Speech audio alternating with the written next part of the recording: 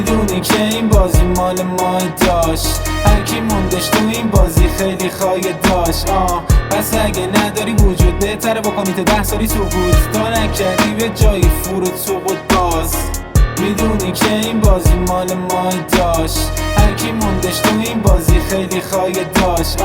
پس اگه نداری وجود بهتره بکنی تا 10 سالی سقوط، تا نکردی به جایی فرود سقوط باز.